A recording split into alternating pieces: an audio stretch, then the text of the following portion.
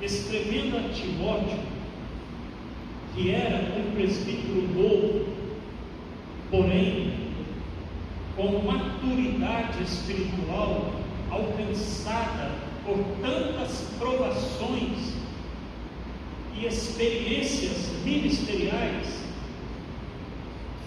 doutrinou sobre a consagração de obreiros. 1 Timóteo 3, versículo 6: não neófito, para que, ensoberbecendo-se, não caia na condenação do diabo.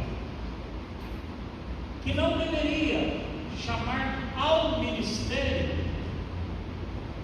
o novo convertido, porque ele poderia envaidecer-se, ficar inchado de orgulho. E a origem dessa palavra, ela é interessante. Neófito,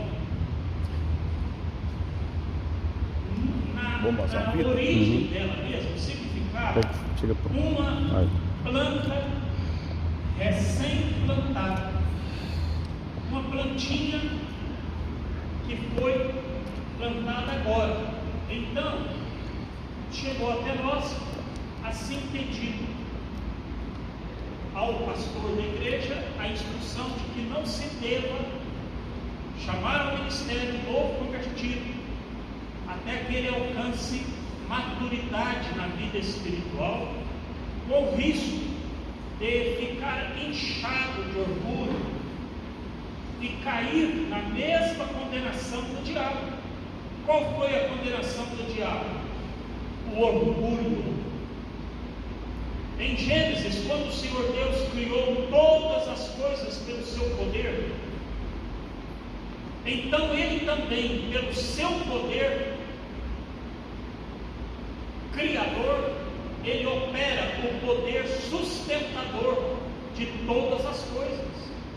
Ele é o Deus criador, doador, provedor e sustentador da vida.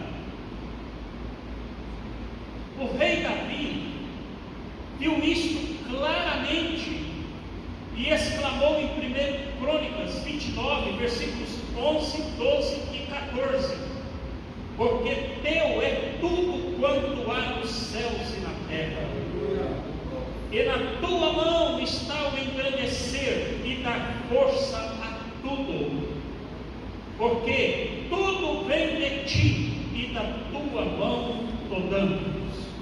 Deus criador, doador, provedor e sustentador de tudo. Meus amados, o nosso relacionamento com Deus é assim, de inteira dependência. O homem natural não gosta de depender. Ele até se gaba e diz: sou dono do meu nariz, no sentido de que sou independente. Não é. Ele pode ser livre na sua escolha, nas escolhas gerais. Ele tem o livre arbítrio, mas nós nascemos dependendo, vivemos na dependência e vamos morrer dependendo. Então, meus amados, eis a raiz de tudo que somos e de tudo que fazemos: a humildade. É o lugar onde Deus quer que estejamos, ou seja, no lugar de plena dependência de Deus. Então, o contrário a isso também é verdadeiro. O orgulho é a perda da humildade, e o orgulho se torna a raiz de todo o pecado e das coisas más que praticamos. Eis o que a Bíblia nos revela sobre o orgulho de Satanás e a sua queda. Isaías capítulo 14, versículos 12 a 15. Presta atenção, por gentileza, na leitura. Como caíste do céu, ó estrela da manhã, filha da alva, de onde vem o nome Lúcifer, no latim. Como foste lançado por terra, tu que debilitavas as nações, e agora expõe o orgulho de Satanás. Eu vou fazer um gesto aqui para nós entendermos. E dizias no teu coração: eu subirei ao céu, e acima das estrelas de Deus, ou seja, dos anjos, do exército angelical, exaltarei é subir, ninguém exalta para baixo, é subir, exaltarei o meu trono também é para cima, é alta posição, e no monte é a altura da congregação, me assentarei, domínio, da banda do lado do norte é o contrário do sul, é para cima, subirei acima das mais altas nuvens. Irmãos, eu tenho 1,90 m, já está ficando difícil para mim aqui, e serei semelhante ao Altíssimo. Tu dizias no teu coração, e contudo levado serás ao inferno, ao mais profundo do abismo. Ele quis subir, e a carreira dele é de queda, como bem explica Mike Bickle no livro Conhecendo as Doutrinas da Bíblia. Explica assim, que a carreira de Satanás é de queda, foi expulso do céu para as regiões celestiais, que é o lugar da sua habitação hoje, príncipe da potestade do ar. Quando a igreja for arrebatada, ele será lançado na terra, vai morar aqui e atuar aqui. Quando Cristo vier na segunda vinda gloriosa, um anjo vai prender a Satanás durante o milênio, então ele vai para mais para baixo, será solto por um curto período de tempo e lançado no lago de fogo e enxofre. Assim vemos pela Bíblia que ele quis subir, mas quando ele chegou na sua intenção do coração a certo ponto, o trono já estava ocupado e está eternamente ocupado. Não há ninguém mais humilde do que o Senhor Jesus. Ouça com atenção, por favor, como a humildade de Jesus o exaltou diante de Deus. Filipenses capítulo 2, versículos 5 a 11. De sorte que haja em vós o mesmo sentimento que houve também em Cristo Jesus, que, sendo em forma de Deus, não teve por usurpação ser igual a Deus, não se agarrou a esta posição, mas esvaziou-se, aniquilou-se a si mesmo, e tomando a forma de servo. Hoje dizer sou servo de Deus soa até muito bonito esta expressão, mas o original aqui daquela época é doulos, escravo, fazendo-se semelhante aos homens, e achado na forma de homem, humilhou-se a si mesmo, sendo obediente até a morte, e morte de cruz, que era a pior condenação daquela época, porque só marginais eram condenados assim. Ele desceu, humilhou-se, esvaziou-se, e a leitura continua, Filipenses 2, 5 a 11, pelo que também Deus o exaltou soberanamente, e lhe deu um nome que é sobre todo nome, para que ao nome de Jesus se dobre todo o joelho dos que estão nos céus e na terra e debaixo da terra, e toda língua confesse que Jesus Cristo é o Senhor, para a glória de Deus Pai. Meus amados, a história da nossa redenção é a história da restauração da humildade perfeita primeiro homem. A humildade do Senhor Jesus deu à sua morte o valor eterno que ela tem e trouxe-nos, aleluia, tão grande salvação. A humildade do Senhor Jesus é a nossa salvação. E a aceitação da salvação consumada por Ele é a nossa humildade. Meus amados, todo o nosso relacionamento com Deus e com as pessoas no nosso viver diário deve ser marcada pela humildade. Deve permear todos os atos, palavras, pensamentos, atitudes, decisões, escolhas da nossa vida. Sem o revestir-se de humildade, não há presença de Deus. Até porque o Senhor disse no Salmo 138, versículo 6: ainda que o Senhor é excelso, dá atenção para o humilde, mas ao soberbo, diz Deus, conheço de longe. Aleluia. Sem o revestir-se de humildade, não há experiências dos benefícios e favores da graça de Deus. Do orgulhoso está escrito no Salmo 109, versículo 6, que o ímpio está acima dele. Deus põe um perverso acima do outro, e Satanás está à sua direita. Misericórdia.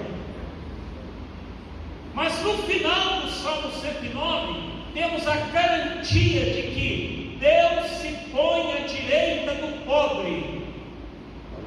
Aleluia! O que o pobre faz, meus amados? O pedinte pobre pede, ele está na posição de humilhação, e está escrito, aleluia, só o humilde dobra o seu joelho diante de Deus, aleluia, reconhecendo o seu senhorio, a sua dependência, e pede, e o Senhor diz que está à direita do pobre, glória a Deus, e livra-o de toda condenação. Do humilde está escrito no Salmo 121, versículo 5: o Senhor é quem te guarda, o Senhor é a tua sombra, a tua direita. Aleluia! Para o humilde o Senhor é um guardião, é um guarda, e para o orgulhoso um carcereiro. Deus não restringe a liberdade do humilde, antes defende o humilde e guarda-o do mal.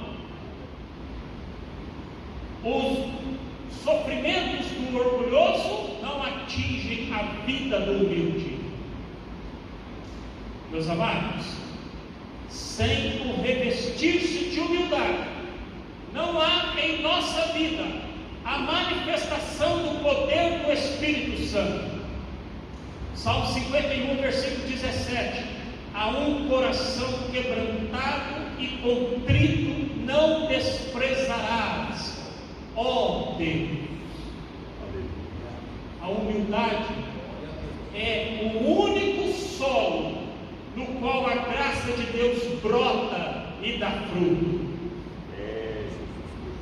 Meus amados, permita-me dizer-lhes que a falta de humildade na minha vida foi, na origem, a explicação suficiente de meus defeitos e de meus erros.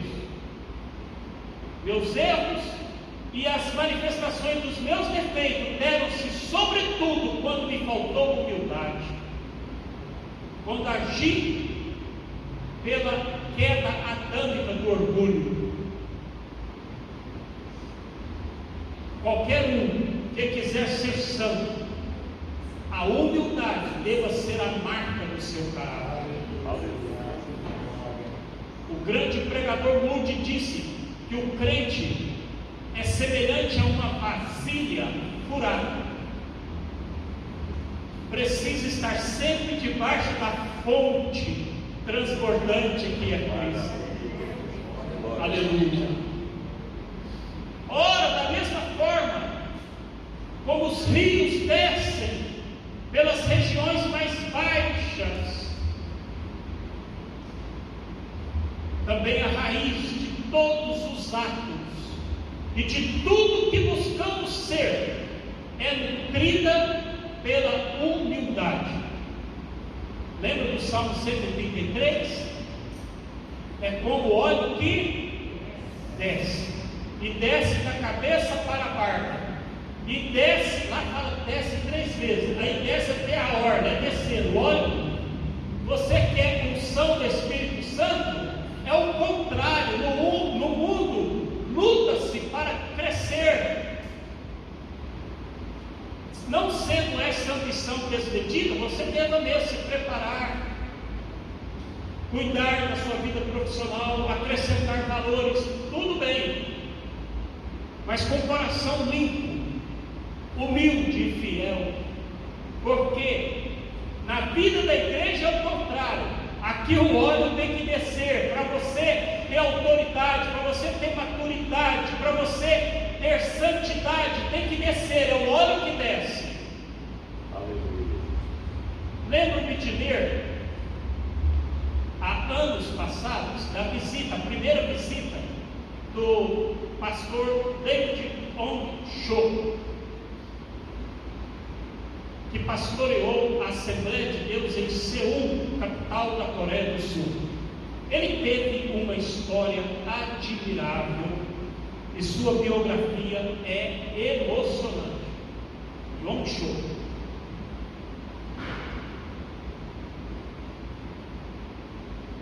Os orientais têm o costume de mudar o nome de acordo com certas situações. Ele converteu, depois o nome dele foi Ong Cho. Depois, irmãos, ele converteu na Assembleia de Deus. A certa altura, ele separou a denominação da Assembleia de Deus lá no Rio Grande do Sul dos missionários norte-americanos. Ele ficou autônomo. Posteriormente, em revelação de Deus, ele não se sentiu bem com aquilo, ele voltou à Assembleia de Deus e ele mudou o nome dele, e isso foi tão radical lá, que ele mudou o nome dele para Davi, porque Davi uniu os reis. Então ele falou: meu nome agora é Davi, que eu reuni o povo da Assembleia de Deus de novo. Amém?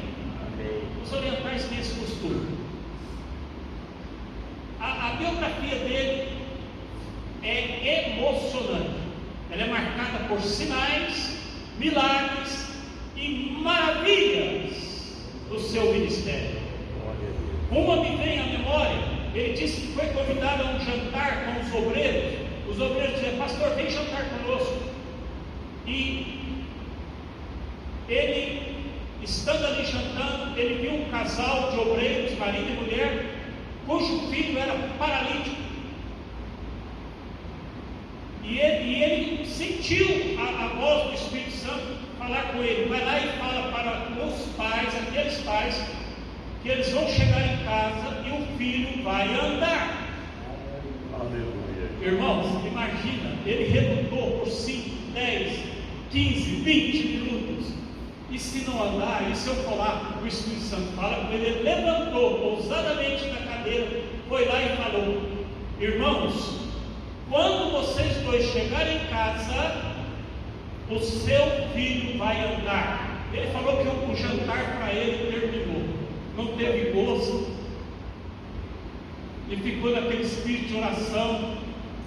Graças a Deus, antes que a noite fitasse, ele recebe o telefonema: pastor, glória a Deus, aleluia. Meu filho andou, meu filho está andando, a palavra chegou aqui, aleluia, aleluia.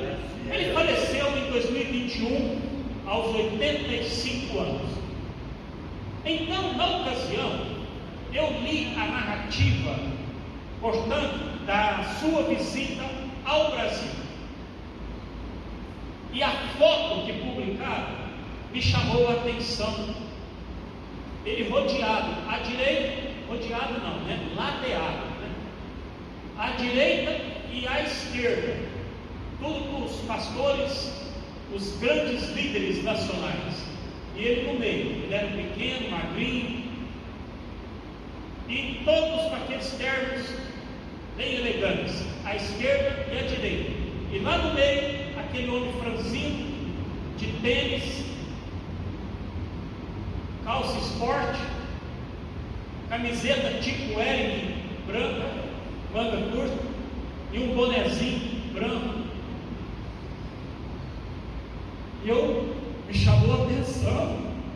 Falei, é o pastor Yom Shoa, o nobre pastor que pastoreava a maior Assembleia de Deus do mundo. Na ocasião tinha mais de 500 mil membros, e ele aparece ali na foto assim. Observei de imediato a foto, que foi simbólica para mim. Os irmãos entenderam? Depois, lendo a reportagem no jornal Evangelho, a foto já foi simbólica para mim. Falei, esse homem é humilde. E depois, no corpo da reportagem, o pastor que a escreveu, em que ele foi o acompanhante aqui no Brasil, andou como pastor lá na capital, do Rio de Janeiro, o Yom Shoa, durante os dias de sua visitação no Brasil, dando aquela assistência que dá aos visitantes, ele destacou no final o que mais lhe impactou nessa convivência com o Yom Shoa: a humildade. Aleluia. A marca do seu testemunho de santidade, porque não há homem santo e mulher santa que não seja também humilde na presença do Senhor. Não há nada mais perigoso que nos provoca ciladas e que cega a nossa visão e traz-nos perdas, às vezes, e quantas vezes, perdas irreparáveis, como o orgulho, a soberba, a jactância traz contra nós. Basta lembrarmos do rei Uzias. Segundo Crônicas, capítulo 26, resume a história do rei Uzias. Ele começou a reinar aos 16 anos, reinou por 55 anos. Nos dias em que buscou e dependeu de Deus, em humildade, está escrito que Deus o fez prosperar. Guerreou contra inimigos do reino de Judá e os venceu. Está escrito também que Deus o ajudou. Ele construiu torres no deserto, providenciou poços para prover de água aos rebanhos de gado e às lavouras, numa época que não tinha o sistema de água encanada, pluvial assim. E está escrito que era amigo da agricultura. Ele constituiu um exército de 307.500 homens de guerra e deu equipamentos para todos, armas bem equipadas. Inventou máquinas de engenheiros para favorecer esse exército, e sua fama voou até muito longe. Foi maravilhosamente ajudado, até que se tornou muito forte, diz a Bíblia. E quando se tornou forte, 3 coisas negativas ocorreram. A primeira, exaltou-se o seu coração, ficou exaltado, orgulhoso, soberbo, pela sua grandeza. E a Bíblia diz que exaltou-se o seu coração até corromper-se. Corrupção aqui tem o sentido de apodrecer, de cheirar mal, quando o morto vai se corrompendo. Olha que tristeza. Segundo, dominado agora pelo orgulho de sua grandeza, ele entrou no templo do Senhor para queimar incenso no altar de incenso, do altar todo incenso, o que somente poderia e deveria ser feito pelo sacerdote, conforme a lei do Senhor. Mas ele diz: eu sou o grande rei, eu posso entrar, quem vai me impedir? E entrou no templo para queimar incenso, e quando ele foi fazer isso, a lepra surgiu na sua testa, e 80 sacerdotes expulsaram ele, enxotaram ele, e diz a Bíblia que ele mesmo apressou para sair, porque viu que o mal já o acometera. A lepra saiu na sua testa, e está escrito que ele foi excluído da casa do Senhor. E por terceiro e finalmente, a última ocorrência negativa produzida pelo seu orgulho, Uzias morreu e foi sepultado, separado dos bons reis de Judá. Em Isaías capítulo 6 está escrito: no ano em que morreu o rei Uzias, eu vi o Senhor assentado sobre um alto e sublime trono, e o seu séquito enchia o templo. O profeta Isaías prossegue descrevendo que viu os serafins com 6 asas, 2 cobriam o rosto, 2 cobriam os pés, e com 2 voavam. Isaías gritou em oração: ai de mim, que vou perecendo, sou um homem de lábios impuros, e os meus olhos viram o Rei, o Senhor dos exércitos. Um daqueles serafins voou até ele, tocando seus lábios como uma brasa viva que tirara do altar de Deus. Então, sendo purificado e santificado assim, ouviu a voz do Senhor: a quem enviarei? Quem há de ir por nós? Neste capítulo 6 de Isaías, há 3 personagens. A quem Deus enviaria? Uzias não pode ser enviado. Por quê? Porque exaltou o seu coração, e Deus não usa pessoas espiritualmente orgulhosas, exaltadas. Porque ficou leproso, e Deus não envia ao seu serviço pessoas espiritualmente leprosas. Lepra sempre simboliza o pecado na Bíblia. E porque Uzias morreu, e Deus não usa pessoas espiritualmente mortas. A história de Uzias é a história das consequências do orgulho. Deus não envia também os serafins por algo contrário, porque eles estão tão próximos de Deus, que se viessem pregar o Evangelho aqui, trariam glória destruidora contra a terra. E estes serafins, mesmo eles, cujo nome significa ardente, arde neles a intenso anelo de adorar a Deus sempre e sempre. Aleluia.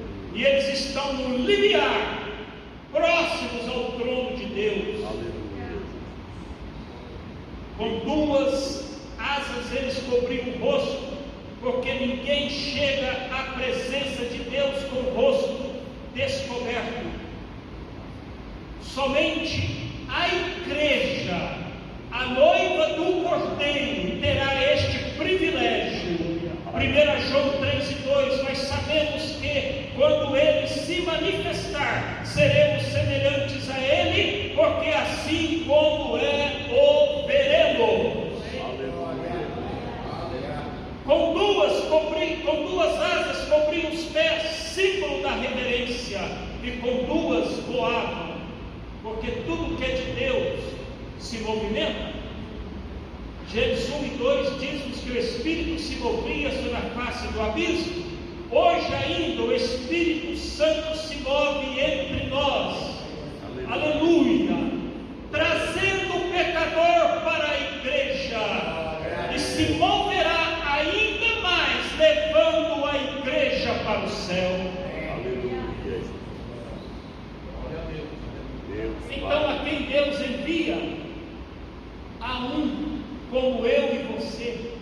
a um como o profeta Isaías, desde que, humildemente, reconhecemos a nossa indignidade, que falta-nos qualquer mérito. Sabe qual o grau de mérito que temos diante de Deus? 0. Pelo menos de mim eu diria, menos 0. Que confessa, Isaías confessa a sua indignidade, a sua baixeza,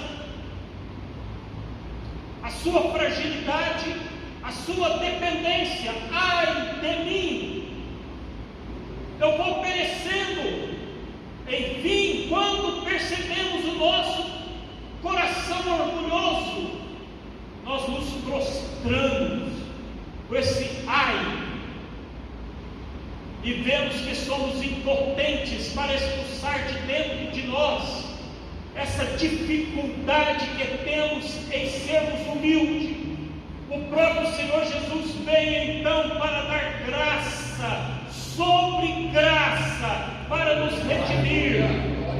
Eu repito, a humildade é o solo onde a graça de Deus brota e dá frutos. Meus amados, toda árvore cresce somente na raiz da qual a brotou. Brotou como mangueira, vai produzir o fruto da manga, e assim por outras também. Então toda árvore cresce somente na raiz da qual brotou. Ilustrativamente falando, no jardim do Éden, Satanás, a antiga serpente, picou, ofendeu com seu próprio veneno do orgulho, aquele de Isaías 14 que o fez ser expulso do céu. E este veneno contaminou o sangue do primeiro homem Adão, do qual somos descendentes. E em Adão nós nascemos com esse veneno do orgulho. Todas as desgraças do pecado em nossa existência foram e são resultado deste sangue contaminado pelo veneno do orgulho de Satanás em Adão. Precisamos ser salvos, e a redenção é necessária por causa do orgulho. É do nosso orgulho que precisamos. Ali, na raiz do problema da queda, precisamos ser redimidos, porque com a raiz de orgulho nós vamos produzir frutos de orgulho, e nossa natureza brotou da raiz de Adão, e nenhuma árvore pode crescer se não for na raiz da qual brotou o primeiro homem da terra. Nós precisamos então da vida do segundo homem, Cristo, que veio do céu celestial. Nós precisamos do sangue incontaminado do Senhor Jesus, derramado em nosso favor, a fim de sermos redimidos, expulsando, aleluia, esse sangue contaminado em Adão, aleluia, a Satanás e todo orgulho do nosso dia a dia, e nós vamos ter o sangue precioso e incontaminado do Senhor Jesus em nosso favor. Não há ninguém mais humilde do que o Senhor Jesus. Aleluia. Ele, como homem, peregrinando aqui entre nós, ele permitiu a Deus ser tudo em sua missão terrenal. Ele, como homem, lembra de Filipenses 2? Esvaziou-se a si mesmo, tomando a forma de homem, e achado na forma de homem, ele dependeu de Deus. Ouça as palavras do Senhor Jesus, e como ele usa sempre, repetidamente, as palavras não e nada, para referir-se a si mesmo. João 5,19. O Filho nada pode fazer de si mesmo. Os irmãos estão entendendo ele na natureza humana?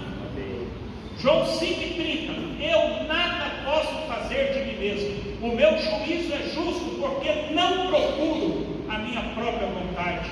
João 5,41, eu não aceito glória que vem dos homens. João 6,38, eu desci do céu, não para fazer a minha própria vontade.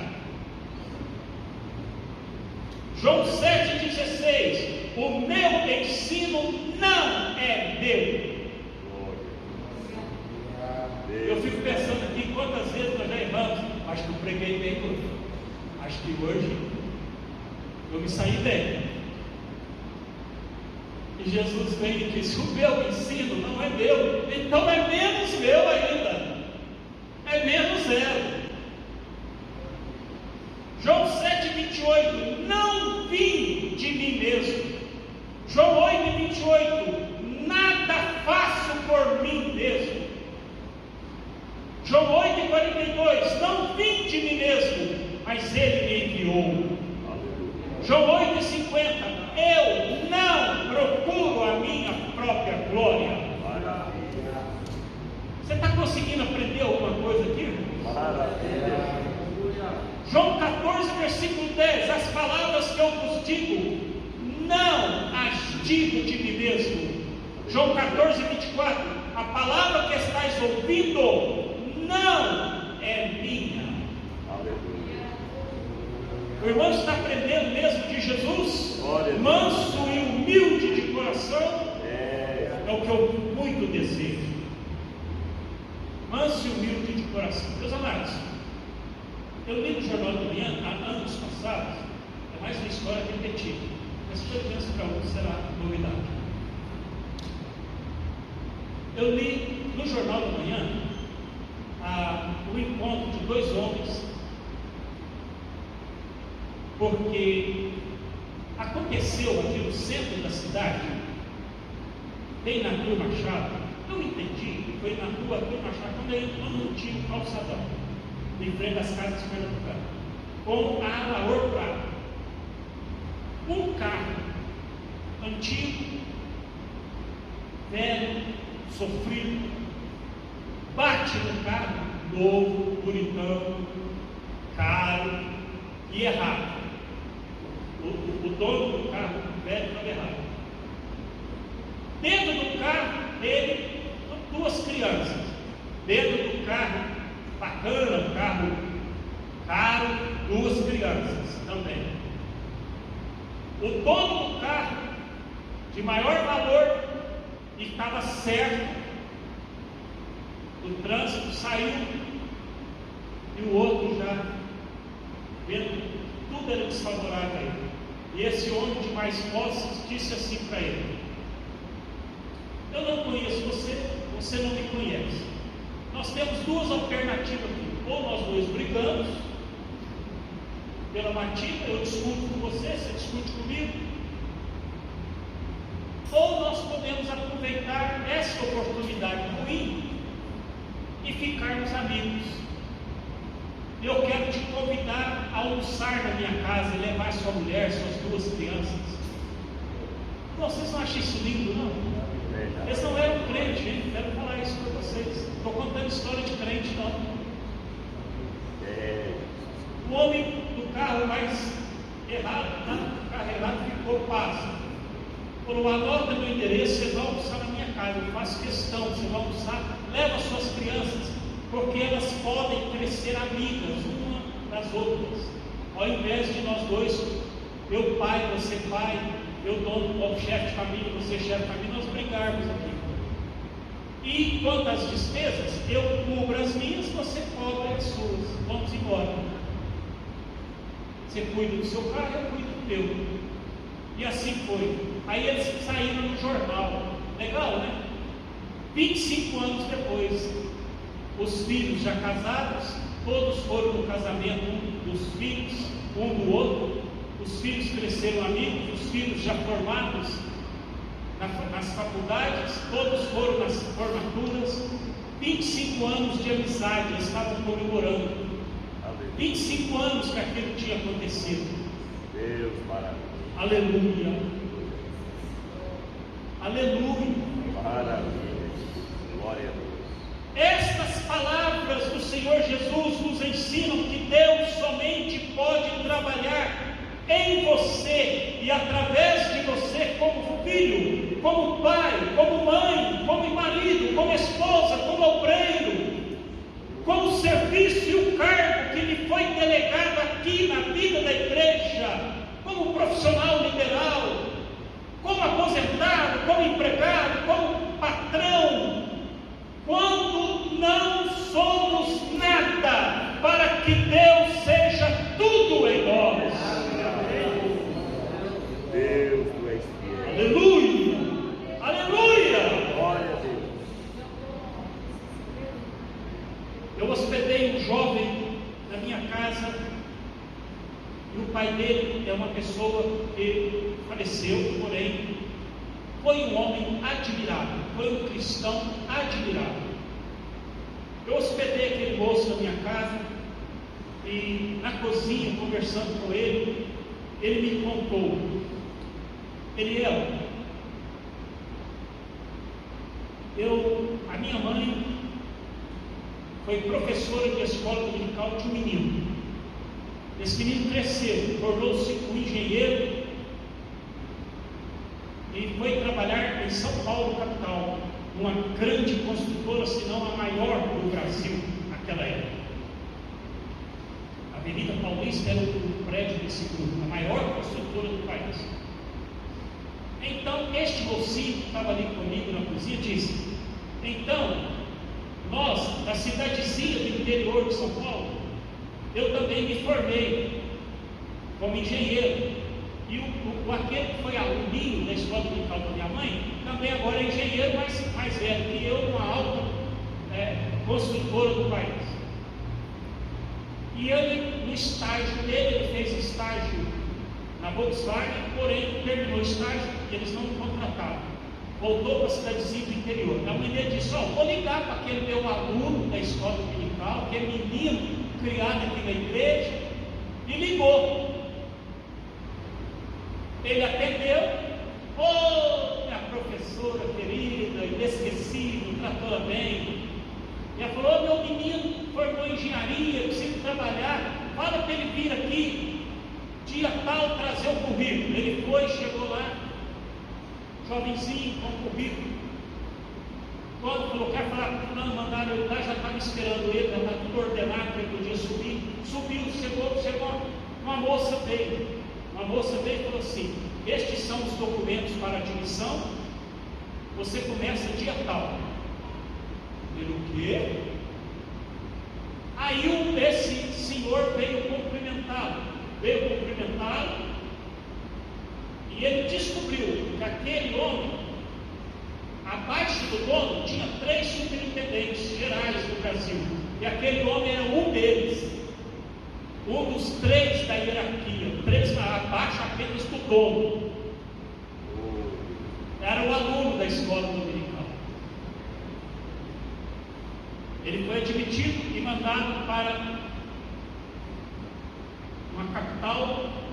Eu não gosto, né, de citar nomes, cidades e tal, não gosto de expor devido à internet. Ele foi para uma capital grande do Brasil trabalhar. Primeiro serviço dele na empresa: construção de uma ferrovia. Chegando lá, o chefe dele era um homem bruto, sem educação, xingador. Ele me disse que de cada, não é 10 palavrões, de cada 5, 3 era um palavrão. Um homem que não respeitava ninguém, tratava todo mundo no pico da botina. Engenheiro experiente, com décadas e décadas de serviço, aquele que se garante na empresa, e não mexia muito com ele, porque quem mandou ele para lá foi o superintendente, que mandava e podia fazer alguma coisa para aquele homem.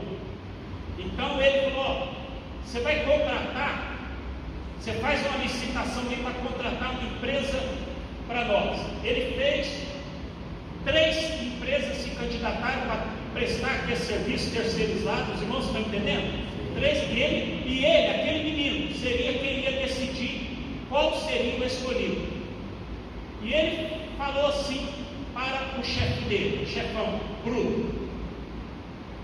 Falou: olha, eu já escolhi Bruno. E eu não quero saber não, estou te perguntando. Manda os outros para aquele lugar e contrata o que você quiser. Não quero te ver mais não. Durante o dia não quero te ver mais não. Desse jeito. E ele voltou lá e falou assim: eu não aprendi assim na igreja. Eu não aprendi assim com meu pai, que é crente. Nos bancos da escola dominical, eu não aprendi a tratar as pessoas assim. Sabe o que ele fez, irmãos? Ele chamou um por um dos três, explicou ao primeiro por que ele não foi escolhido. Você pode melhorar aqui. Explicou ao segundo por que você foi escolhido, faltou isso em comparação com esse. E explicou o terceiro por que ele ganhou. Você ganhou, mas é necessário aqui e tal fazer isso. O segundo falou que era do Rio de Janeiro, eu tenho que citar a cidade, e falou para ele: eu nunca fui tão bem tratado, eu só fui xingado aqui nessa empresa. O que eu já passei e suportei aqui dentro de humilhação, é a primeira vez que eu sou tratado com generosidade aqui dentro. E explicaram para ele por que ele não foi escolhido. A obra terminou, ele volta para São Paulo. De São Paulo, numa reunião com o engenheiro, falou que os engenheiros é tudo reunido numa grande mesa, para onde que vai distribuir pelo Brasil. Aí tinha uma licitação para a construção do metrô do Rio de Janeiro, e a construtora dele tinha ganhado tantos quilômetros da construção, junto com outras duas grandes construtoras, ia fazer tantos quilômetros, a outra tanto e a outra tanto. Então, falou assim: então, você trabalhou com ferrovia, né? Vai lá para o Rio de Janeiro, você vai lá participar da primeira reunião dos engenheiros para que ainda começar a construir. E ele foi, metrô. Só que quando ele chegou lá, ele viu que ele não sabia nada de metrô. E ele estava representando a grande construtora. Porque puseram na cabeça que ele tinha que trabalhar na ferrovia. Chegou lá, a primeira coisa que ele escutou: então o terceiro trilho é construído a tanto centímetro, vai passar por esse terceiro trilho. Para mim, ferrovia tem dois, né? 2 trilhos. Que terceiro trilho é esse? Eu nunca ouvi falar disso. Ficou desesperado. Daqui 3 dias você traz os cálculos da sua parte, para nós unirmos com os cálculos da nossa parte. E agora, irmãos? Ele foi para o hotel desesperado: perdi o emprego aqui, eu tenho que ligar lá na sede e falar que eu não sei mexer com isso. Aí ele lembrou que um daqueles que ele tratou bem, lembra? Que explicou: você não ganhou a licitação, mas foi por isso. Um daqueles tinha dado um cartãozinho para ele: quando você for no Rio de Janeiro, você me visita. E ele ligou para o cartão, achou o cartão, ligou. E ele falou assim: onde você está hospedado? Estou hospedado no hotel tal. Você está a 2 quarteirões do meu escritório, eu vou te buscar aí. E falou assim: o que você quer de mim? Vamos almoçar junto e você me fala o que você quer. Ele falou: eu quero o seguinte, que você me indique um professor da universidade aqui, para me ensinar a fazer os cálculos do metrô, do terceiro trilho, da construção, etc. Ele falou assim: eu vou te indicar um, sou eu. Ele falou: como assim? Não, eu sou calculista de metrô, já calculei diversas vezes, sou professor na área. Ele falou: vamos trabalhar? Vamos. Ele falou: sentando, umas 13h30, vamos até 10 da noite, ele me ensinando, intensivão. Segundo dia, 7 da manhã você vem para cá. Ficou com ele das 7 da manhã até as 10 da noite de novo, ensinando, repete para mim, explica para mim, tudo que você vai falar lá, tal. Terceiro dia, totalmente estudo, fez ele falar, fez ele repetir. Quarto dia ele entrou na reunião e expôs o plano, os cálculos, expôs toda a explicação da área dele. Voltou para São Paulo, nova reunião. Ele entrou na sala, ele escutou 2 engenheiros. Falou: quem que é esse aí? Falou assim: e esse cara aí deu um show lá no Rio de Janeiro, ele sabe tudo de metrô. Deus é fiel. Irmãos, o que eu vi nessa história desse menino criado na igreja? O que eu vi nele? Aleluia! Glória a Deus. É este estado de mente de Cristo, de espírito de Cristo, num coração igual ao de Cristo, que temos operando em nós o poder da redenção de Jesus, e Deus abençoa, dá vitória, intervém poderosamente em nossa vida. Você passa a participar da natureza divina, conforme Pedro escreveu em 2 Pedro 1,4. Não participamos mais da natureza de Adão, agora nós participamos da natureza divina de Cristo. Escolhe o caminho da humildade. Jesus querido. Aleluia. Aleluia. E eu termino falando novamente de 1 Pedro 5, 5 e 6. Semelhantemente vós, jovens, sede sujeitos aos anciãos, aqueles que têm maturidade, e sede todos sujeitos uns aos outros. Quem são os outros? É esse que está aí ao seu lado, atrás de você, está sentado aqui e ali. Sejam sujeitos uns aos outros, revestidos